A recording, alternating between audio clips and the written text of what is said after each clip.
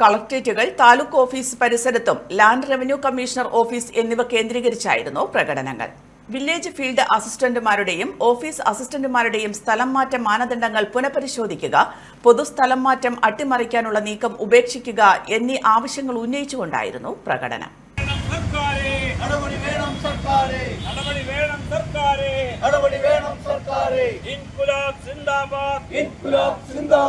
NGO union സിന്ദാബാദ്.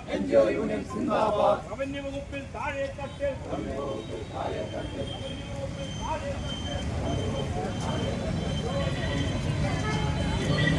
Kannur collectorate പരിസരത്ത് നടന്ന പ്രകടനത്തിന് KP വിനോദൻ, K രഞ്ജിത്ത് എന്നിവർ നേതൃത്വം നൽകി.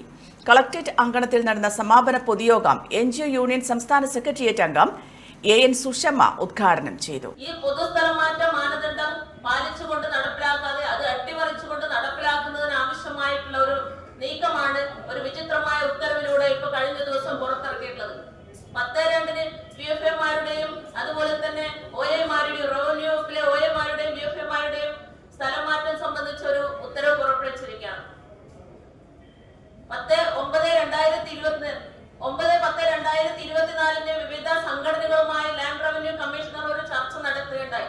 നമുക്കറിയാം, റവന്യൂ വകുപ്പിലെ സീനിയർ ക്ലർക്ക് മുതൽ മേലോട്ട് HRMS മുഖേനയാണ് സ്ഥലം മാറ്റം നടപ്പിലാക്കുന്നത് എന്നുള്ളത്.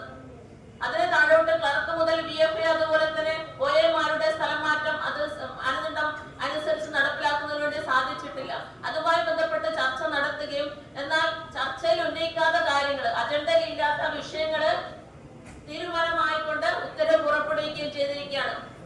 സ്റ്റേഷൻ താലൂക്ക് ആയിരിക്കണം എന്ന് അത് ചർച്ചയിൽ ഉന്നയിച്ച ഒരു സംഘടന മാത്രമാണ് അത്തരത്തിലുള്ള നിർദ്ദേശം വെച്ചിരുന്നത്. PP സന്തോഷ് കുമാർ ഉദ്ഘാടന ചടങ്ങിൽ അധ്യക്ഷത വഹിച്ചു.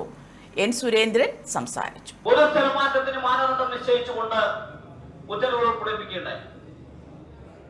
ആ ഉത്തരവ് പ്രകാരം ഓരോ വകുപ്പിലും ആ വകുപ്പിന്റെ അന്തസ്സത്തനുസരിച്ച് മാനദണ്ഡങ്ങൾ രൂപീകരിച്ചുകൊണ്ട് പൊതുസ്ഥലം മാറ്റം നടത്തി വരികയാണ്. എന്നാൽ റവന്യൂ വകുപ്പിൽ